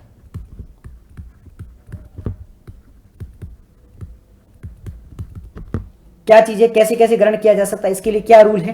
तो देखो, बौद्ध धर्म को ग्रहण करने की प्रक्रिया बहुत आसान है। आज के समय की बात करें तो त्रिरत्न होते हैं। त्रिरत्न मतलब बुद्ध शरणम गच्छामि, धम्मम शरणम गच्छामि, संघम शरणम गच्छामि। यानी कि मैं बुद्ध की शरण की ओर जाता हूँ, मैं धर्म की शरण की ओर जाता हूँ, मैं संघ की शरण की ओर जाता हूँ। अगर आप इसको फॉलो करते हो, बुद्ध के 3 रत्न है, यानी कि 3 ज्वेल्स ऑफ बुद्धिज्म है। तो 3 में कौन से? बुद्धम शरणम गच्छामि, धम्मम शरणम गच्छामि और संघम शरणम गच्छामि। इन तीनों को अगर आप फॉलो करते हो तो आप बुद्ध धर्म को अपना सकते हो। इसके बाद में 5 शील, जो ऊपर 5 नियम दिए गए हैं, नैतिक नियम है, चोरी नहीं करनी है, व्यभिचार नहीं करना है, अहिंसा का पालन करना है, ठीक है, झूठ नहीं बोलना है, उसका भी अगर पालन करते हो, पहले तो 3 रत्न है उसको अपनाना होगा। 3 रत्न कौन कौन से? बुद्धम शरणम गच्छामि, धम्मम शरणम गच्छामि और संघम शरणम गच्छामि। इन तीनों को फॉलो करते हो। उसके बाद में 5 जो नैतिक नियम है उसको फॉलो करते हो। और उसके बाद में अगर बौद्ध जो भिक्षु है या किसी संस्था से दीक्षा समारोह में भाग लेते हो, इनका एक दीक्षा का समारोह होता है, उसमें अगर आप भाग लेते हो तो आप बुद्ध धर्म को अपना सकते हो। तो पहले तो 3 रत्न को फॉलो करो, फिर जो 5 नियम है, नैतिक नियम है, उनको स्वीकार करो। उसके बाद में इनका जो दीक्षा समारोह होता है, देखो, बुद्धम शरणम गच्छामि मतलब मैं बुद्ध की शरण की ओर जा रहा हूं। बुद्धम शरणम गच्छामि मतलब मैं बुद्ध के शरणम की ओर जा रहा हूं, शरण की ओर जा रहा हूं। दूसरा है धम्मम शरणम गच्छामि, मैं धर्म की शरण की ओर जा रहा हूं, जो बुद्ध का धर्म है ना, उस धर्म के शरण की ओर जा रहा हूं। तीसरा होता है संघम शरणम गच्छामि, मैं बुद्ध का जो संघ है उसके संघ की ओर जा रहा हूं।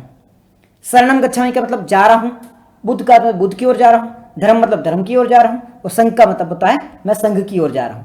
तो बुद्धम शरणम गच्छामि, धम्मम शरणम गच्छामि और संघम शरणम गच्छामि। पहले इन 3 रत्नों को फॉलो करो, उसके बाद में 5 पंचशील के नियम है उसको फॉलो करो, फिर जो दीक्षा समारोह उसमें भाग लो, तो आप है वो बुद्ध धर्म है वो ज्वाइन कर सकते हो। यहां तक ठीक है? कोई डाउट नहीं है यहां तक? कोई डाउट नहीं है ना? आगे बढ़ते हैं नेक्स्ट टॉपिक की ओर। नेक्स्ट जो हमारा पॉइंट है, बुद्ध धर्म के प्रमुख समुदायों के बारे में बात करते हैं कि कौन कौन से समुदाय हैं, इसके बारे में हम बात कर लेते हैं। तो अगर हम बुद्ध धर्म के समुदायों के बारे में बात करते हैं, एक बार रुकना। बुद्ध धर्म के प्रमुख समुदाय या प्रमुख संप्रदाय, प्रमुख संप्रदाय किस धर्म के? बुद्ध धर्म के। अब बुद्ध धर्म के प्रमुख संप्रदाय कौन कौन से हैं? पहला है हीनयान, पहला है हीनयान, दूसरा है महायान, पहला हीनयान, दूसरा महायान, तीसरा है वज्रयान। कौन कौन से? हीनयान, महायान, वज्रयान। तो 3 संप्रदाय है, हीनयान, महायान, वज्रयान। रख लो, बुद्ध धर्म के 3 संप्रदाय है। कौन कौन से 3 संप्रदाय? हीनयान, महायान, वज्रयान। हीनयान, महायान, वज्रयान बुद्ध धर्म के प्रमुख 3 संप्रदाय है। 3 संप्रदायों का नाम याद रखो, हीनयान, वज्रयान, महायान। तीनों का नाम याद रहेगा? याद रहेगा ना? कोई डाउट नहीं यहाँ तक? हीनयान, वज्रयान और महायान। हीनयान जिसे हम थेरवाद भी कहते हैं, हीनयान जो संप्रदाय है इसे हम क्या कहते हैं? थेरवाद भी कहते हैं। मैं लिख देता हूं एक बार, हीनयान को हम थेरवाद भी कहते हैं। अभी जो हीनयान संप्रदाय है ये कहाँ देखने को मिलता है? श्रीलंका में, श्रीलंका में है ना, इसका वर्चस्व ज्यादा देखने को मिलता है। ठीक है, थाईलैंड में ये देखने को मिलता है, और जो बर्मा है यहाँ पर इसको देखने को मिलता है। तो हीनयान जो संप्रदाय है, संप्रदाय मतलब क्या होता है? हिंदू धर्म में मान लो कि आप अलग अलग चीज़ों को फॉलो करने वाले होते हैं। ठीक है, कोई शैविज्म को फॉलो करता है, जो कोई विष्णुज्म को फॉलो करता है। ये जो है ना, एक प्रकार के ये संप्रदाय है। इसी प्रकार बुद्ध धर्म में भी संप्रदाय है। तो उसमें हीनयान जो लोग हैं वो कहाँ देखने को मिलते हैं? श्रीलंका, थाईलैंड, म्यांमार, वहाँ पे देखने को मिलते हैं। फिर जो महायान ये कहाँ पे देखने को मिलता है? ये चाइना, जापान, कोरिया। महायान है वो चाइना, जापान और कोरिया, यहाँ पे ये महायान देखने को मिलता है। वज्रयान कहाँ पर देखने को मिलता है?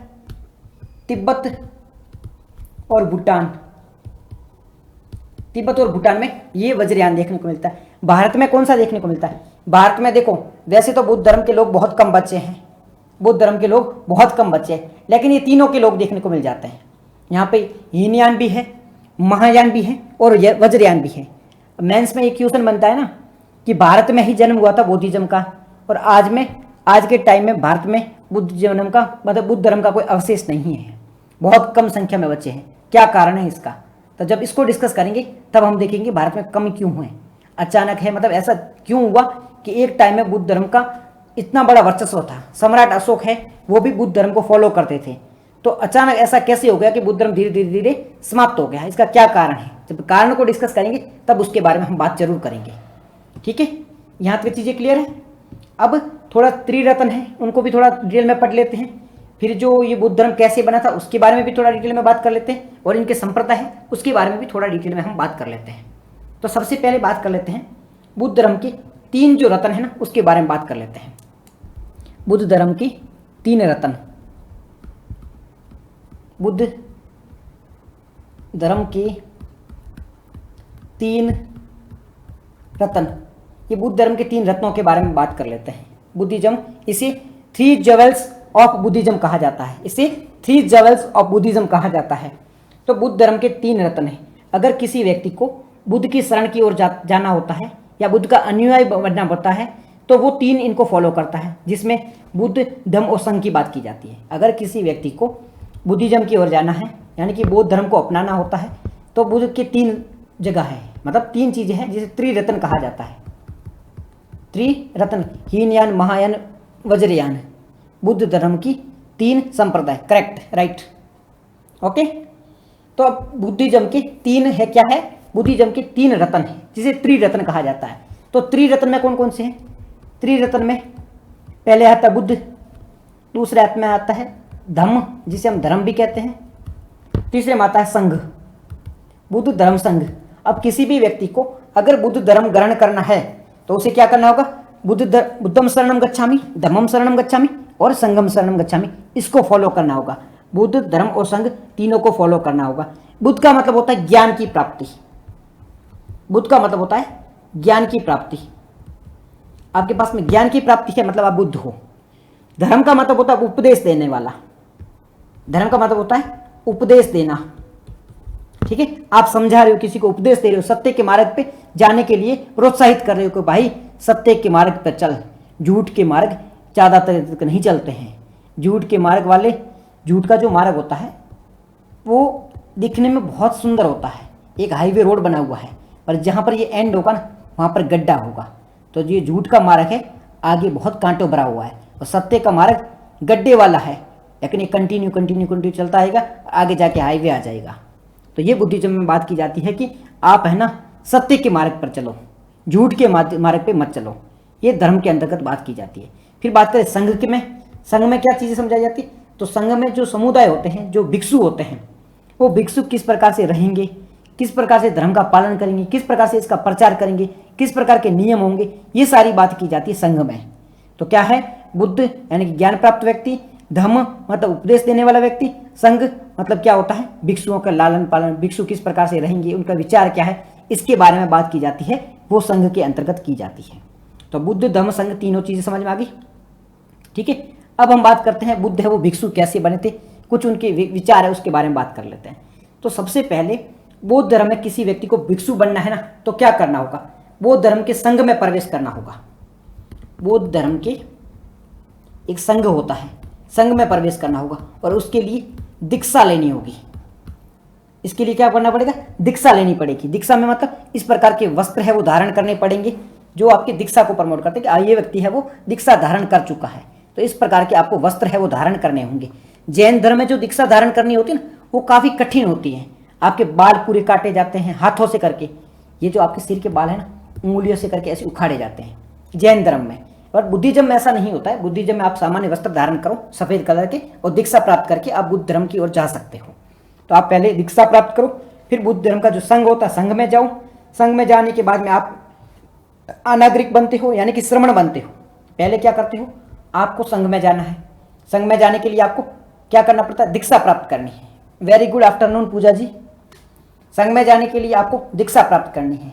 हम बात कर रहे हैं कि बुद्ध धर्म की ओर कैसे जाया जा सकता है। अगर किसी को बुद्ध धर्म अपनाना है तो वो क्या कर सकता है? तो पहले क्या करना होगा? उसको दीक्षा लेनी होगी। दीक्षा कैसे लेते हैं? वहाँ पे साधारण से वस्त्र होते हैं, वो धारण करने होते हैं। साधारण वस्त्र धारण करने के बाद में आपको कहाँ जाना है? आपको जाना है बुद्ध धर्म के संघ होता है, संघ में जाना है। जैसे आप दीक्षा धारण करके संघ में जाते हो, आप क्या बन जाते हो? आप श्रमण बन जाते हो। क्या बन जाते हो? श्रमण। श्रमण का मतलब होता है बुद्ध धर्म के नागरिक बन जाते हो। बुद्ध धर्म के नागरिक बन जाते हो। श्रमण बनने के बाद में वो भिक्षु बन जाते हैं। पहले श्रमण बनते हैं, फिर वो किस में परिवर्तित हो जाते हैं? भिक्षु में। वो मॉन्क बन जाते हैं। मॉन्क, भिक्षु का मतलब तो मॉन्क बन जाते हैं। और फाइनल भिक्षु है वो महिला भी बन सकती है और पुरुष भी बन सकते हैं। जो महाप्रजापति थी ना, महाप्रजापति, ये कौन थी? महाप्रजापति गोमती, जिसने बुद्ध का पालन किया था, जिसने बुद्ध को बड़ा किया था। महाप्रजापति गोमती ये पहली महिला थी जिसने बुद्ध का जो संघ था उसको ज्वाइन किया था, और जो महिला भिक्षुणी बनी थी। तो प्रजापति गोमती है वो बुद्ध की माता जी भी थी, क्योंकि उन्होंने उसका पालन किया था। उन्होंने बुद्ध के जो संघ था उसको ज्वाइन भी किया था, इनका जो संघ था उसको ज्वाइन किया था, और पहली भिक्षुणी बनी थी। तो प्रजापति गोमती के बारे में आप याद रखना। ठीक है, अब त्रिपिटक के बारे में बात कर लेते हैं। बुद्ध धर्म के 3 पिटक है, जिसे स्क्रिप्चर भी कहा जाता है, इसके बारे में भी बात कर लेते हैं। यूपीएससी क्वेश्चन इस पर भी पूछ सकती है। बुद्ध धर्म के ग्रंथ कहो, बुद्ध धर्म के ग्रंथ कहो या स्क्रिप्चर कहो। ठीक है, तो कौन कौन से ग्रंथ है? त्रिपिटक। त्रिपिटक 3 पिटक है जो कि बुद्ध धर्म के ग्रंथ है। कौन कौन से 3 में? पहला है विनय पिटक, विनय पिटक। दूसरा कौन सा है? सूत पिटक, विनय पिटक, सूत पिटक। और तीसरा कौन सा है? अभिधम पिटक, अभिधम पिटक। तीनों को रट लो। पहला है विनय पिटक। पहला कौन सा है? विनय पिटक। बुद्ध धर्म के अंतर्गत 3 जो है वो ग्रंथ है। बुद्ध धर्म के अंदर 3 इनके ग्रंथ हैं। 3 ग्रंथ कौन कौन से हैं? 3 ग्रंथ में पहला है विनय पिटक, इसे त्रिपिटक भी कहा जाता है। त्रिपिटक में पहला है विनय पिटक, दूसरा है सूत पिटक, और तीसरा है अभिधम पिटक। विनय पिटक में क्या होता है? विनय पिटक के अंतर्गत बुद्ध के भिक्षु जो हैं, बुद्ध धर्म में जो भिक्षु है ना, उनके बारे में नियम है कि भिक्षु किस प्रकार से रहेंगे, क्या खाएंगे, क्या पहनेंगे, उनके बारे में जो नियम है वो किस में लिखे हुए? वो त्रिपिटक के जो विनय पिटक है, त्रिपिटक में जो विनय पिटक है, विनय पिटक में इसके बारे में लिखा है। विनय पिटक। बुद्ध धर्म में 3 ग्रंथ हैं जिसे त्रिपिटक कहा जाता है। त्रिपिटक में क्या क्या है? त्रिपिटक में पहला है विनय पिटक, फिर है सूत पिटक, फिर है अभिधम पिटक। विनय पिटक है उसमें बात की जाती है बुद्ध धर्म के नियमों के बारे में। बुद्ध धर्म में जो भिक्षु होंगे, भिक्षु किस प्रकार के नियमों का पालन करेंगे, भिक्षु किस प्रकार से रहेंगे, ये किस में लिखा है, ये विनय पिटक में लिखा हुआ है। तो विनय पिटक क्लियर हुआ। विनय के बारे में होता है सूत पिटक। सूत पिटक में उपदेशों के बारे में बात की जाती है। सूत पिटक में उपदेश किस प्रकार से दिए जाते हैं इसके बारे में बात की जाती है। प्रवचन किस प्रकार से दिए जाते हैं धर्म के बारे में, वो बात की गई है सूत पिटक के अंतर्गत। तीसरा है अभिधम पिटक। तो अभिधम पिटक में बुद्ध धर्म के दर्शन की बात की गई है। बुद्ध धर्म किस प्रकार के विचार रखता है, ठीक है, इसके विचार क्या है, इसके दर्शन क्या है, इसके बारे में बात की गई है अभिधम पिटक के अंतर्गत। तो 3 पिटक है, विनय पिटक, सूत पिटक, अभिधम पिटक। विनय पिटक भिक्षुओं के लिए है, ठीक है, विनय पिटक किसके लिए, भिक्षुओं के लिए है। सूत पिटक किसके लिए, उपदेश देने के लिए। और जो अभिधम पिटक किसके लिए, दर्शन के लिए है, नियमों के लिए है, ठीक है, विचारों के लिए है। इनकी मूल भाषा कौन सी है, ये तो तीनों पिटक है ना, जिसे त्रिपिटक कहा जाता है, इनकी मूल भाषा है वो पाली है। पाली मतलब प्राकृत की जैसी भाषा होती है, साधारण भाषा होती है, आम पब्लिक की भाषा होती है, पाली वो है इनकी साधारण भाषा। पानी पी लेता हूँ मैं, 1 मिनट।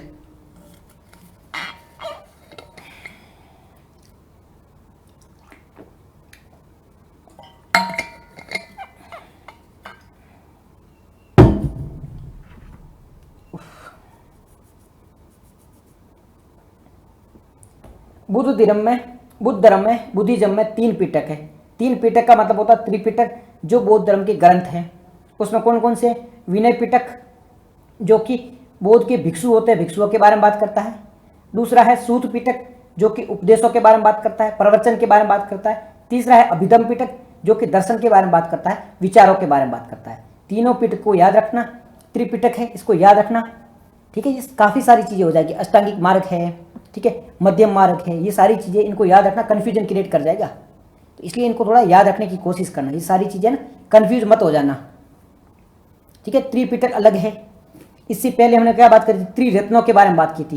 त्रिरत्न में क्या था, बुद्धम शरणम गच्छामि, धर्मम शरणम गच्छामि, मध्य और संगम शरणम गच्छामि, वो 3 रत्न अलग थे, ये 3 पिटक अलग है, ठीक है। अष्टांगिक मार्ग अलग है, 4 आर्य सत्य वो अलग है। इन चीज़ों के बारे में याद रखना, कन्फ्यूज हो जाओगे।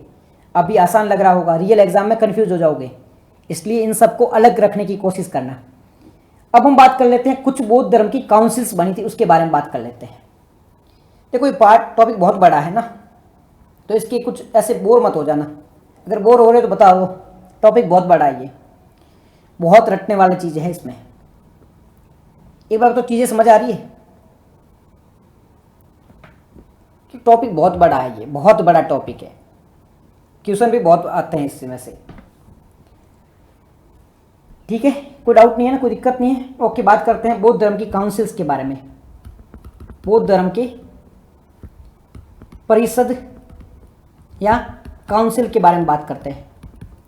काउंसिल मतलब क्या था, भगवान बुद्ध की मृत्यु के बाद में अलग अलग जगह काउंसिल्स बनी थी, जिसे बौद्ध संगति हुई थी ना, बौद्ध धर्म के जितने लोग हैं आपस में बैठे थे, एक बौद्ध संगति हुई थी, इसे बौद्ध धर्म की काउंसिल या बौद्ध धर्म परिषद भी कहते हैं।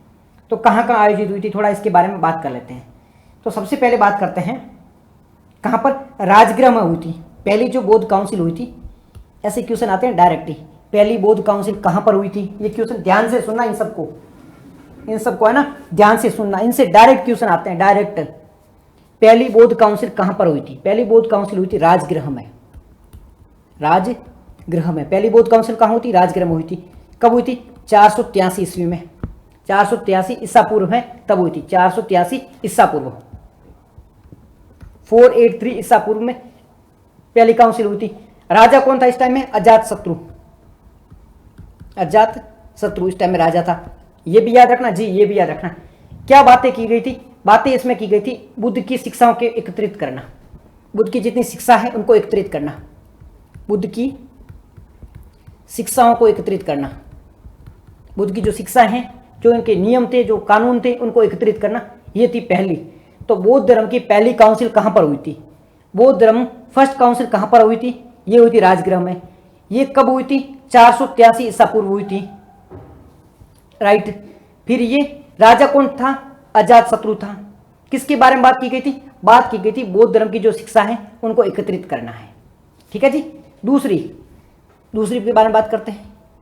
दूसरी काउंसिल कब आयोजित हुई थी, दूसरी हुई थी पहले तो वैशाली में हुई थी। पहली राजगिरी में हुई थी, दूसरी कहाँ हुई थी? वैशाली में हुई थी। ये कब हुई थी? ये 383 ईसा पूर्व हुई थी। 383 ईसा पूर्व ये हुई थी। दूसरी कब हुई थी? दूसरी हुई थी वैशाली में हुई थी, जो कि हुई थी 383 ईसा पूर्व हुई थी। राजा कौन था इस टाइम में? इस टाइम में जो राजा था वो था काल अशोका। काला अशोका, जिसे काल अशोका भी कहा जाता है। किसके बारे में बात हुई थी? इस टाइम में अनुशासन पर मतभेद था कि बुद्ध धर्म में जो अनुशासनात्मक कार्यवाही होती है उस पर मतभेद हो गया था। मतलब यहाँ टूटने के कगार पर था बुद्ध धर्म। ठीक है, बुद्ध धर्म है वो टूटने के कगार पे था। तीसरी के बारे में बात करते हैं। बुद्ध धर्म की तीसरी कहाँ से कहाँ हुई थी? पाटलिपुत्र में। तीसरी पाटलिपुत्र में हुई थी। कब हुई थी ये? 250 ईसा पूर्व। 250 ईसा पूर्व हुई थी। राजा कौन था यहाँ पर? अशोका। जो ग्रेट अशोका है ना, वही राजा यहाँ पर हुआ था। किसके बारे में बात हुई थी? बौद्ध धर्म के प्रचार के बारे में। बौद्ध धर्म के प्रचार के बारे में यहाँ पे बात हुई थी। किस प्रकार से बौद्ध धर्म को प्रमोट किया जा सकता है। ठीक है, यहाँ बौद्ध धर्म टूटने वाला है, इसे कैसे रोका जा सकता है, इसके बारे में बात हुई थी। कब? जब पाटलिपुत्र में हुई थी, 250 में बात हुई थी तब। और ये चौथी है वो, ये कहाँ हुई थी? चौथी काउंसिल, बौद्ध धर्म की चौथी काउंसिल, ये कब हुई थी? ये हुई थी कुंडलवन में। कुंडलवन, कुंडलवन कहाँ है? कश्मीर में है। कुंडलवन कहाँ पर है? कश्मीर में है। कौन सा राजा था? राजा था कनिष्क। टाइम क्या था? पहली शताब्दी। राजा कौन था? कनिष्क था। किसके बारे में बात हुई थी? दो धर्म बढ़ गए थे, एक बन गया महायान, एक बन गया था हीनयान। बौद्ध धर्म है ना, उसका विभाजन हो गया था। तो बौद्ध धर्म की 4 काउंसिल थी। पहली कहाँ हुई थी? राजगृह में हुई थी। कब हुई थी? 483 ईस्वी में हुई थी। किंग कौन था? अजातशत्रु था। बौद्ध धर्म की शिक्षा के बारे में बात हुई थी।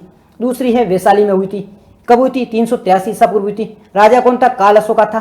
अनुशासन पर बात हुई थी। तीसरी कब हुई थी? पाटलिपुत्र में हुई थी। कब? 250 ईस्वी में। राजा कौन था? अशोक था। और ये बौद्ध प्रथाएं थी, उनको इकट्ठा करने के लिए, बौद्ध को प्रचार करने के लिए, साथ ही साथ में बौद्ध में जो टूटा आ रहा था ना, मतलब बौद्ध धर्म में जो विखंडन आ रहा था उसे बचाने के लिए।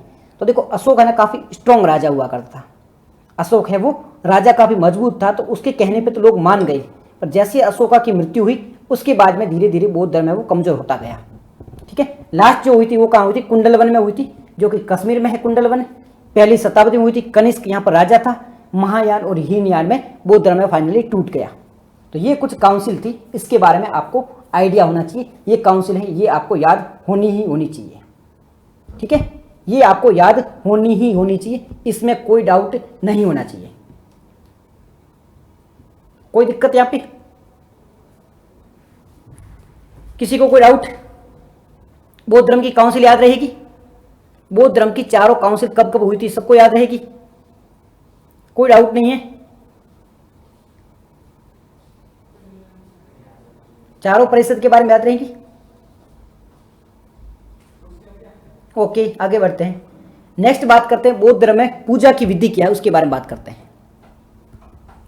बौद्ध धर्म में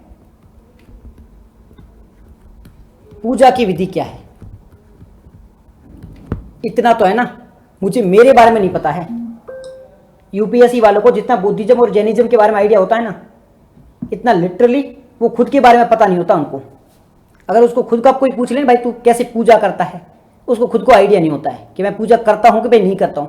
पर बुद्धिज्म जैनिज्म के बारे में सारा पता होता है, क्योंकि यहाँ पे बदला लिया जाता है। यहाँ से क्वेश्चन नहीं पूछते हैं, यहाँ से यूपीएससी वाले भड़ास निकालते हैं कि भड़ास कैसे निकाले। उनको ऐसे लगता है कि ये जो बुद्धिज्म और जैनिज्म का जो धीरे धीरे कम होने लगा है ना, बुद्धिज्म और जैनिज्म धर्म कम हुआ है, ये यूपीएससी में जो तैयारी करते हैं इन्हीं की वजह से हुआ है। तो यहाँ पे तो यूपीएससी वाले बदला लेने आ जाते हैं, बट क्या करें, पढ़ना पड़ेगा। तो बात करते हैं पूजा और धर्म में क्या था, मतलब किस प्रकार से ये पूजा मतलब अर्चना करते थे, उसके बारे में बात कर लेते हैं। तो बुद्ध धर्म में पूजा की विधि क्या थी? तो ये मूर्ति पूजा है वो करते थे, ठीक ठाक मात्रा में मूर्ति पूजा करते थे। विश्वास तो एटलीस्ट रखते थे, तो मूर्ति पूजा में विश्वास रखते थे। ठीक है जी। ध्यान करते थे, ये भी हिंदुइज्म से लिया गया है। मूर्ति पूजा है, ये भी हिंदुइज्म से लिया गया है। तो ध्यान भी करते थे और मूर्ति पूजा भी करते थे। साथ ही साथ में बुद्ध का जो संघ है उसमें भी विश्वास रखते थे, बुद्ध का जो धर्म है उसमें भी विश्वास रखते थे, और भगवान बुद्ध है उसमें भी विश्वास रखते थे। तो मूर्ति पूजा, ध्यान और बुद्ध का जो संघ धर्म और जो बुद्ध है उन तीनों में विश्वास रखते थे। इसके अलावा बुद्ध पूर्णिमा, ये बुद्ध पूर्णिमा जो होती है ना, जिस दिन भगवान बुद्ध का जन्म हुआ था, उस दिन को ये सेलिब्रेट करते थे। बुद्ध पूर्णिमा के दिन को ये सेलिब्रेट करते थे। साथ ही साथ में जो महानिर्वाण का, महापरिनिर्वाण का, जिस दिन भगवान बुद्ध का देहांत हुआ था, उस दिन को भी ये लोग सेलिब्रेट करते हैं। तो बुद्ध में पूजा कैसी होती है, बुद्ध धर्म में पूजा कैसे की जाती है? मूर्ति पूजा को फॉलो किया जाता है, ध्यान भी किया जाता है, मेडिटेशन की जाती है, बुद्ध के प्रति, संघ के प्रति, धर्म के प्रति नमन किया जाता है।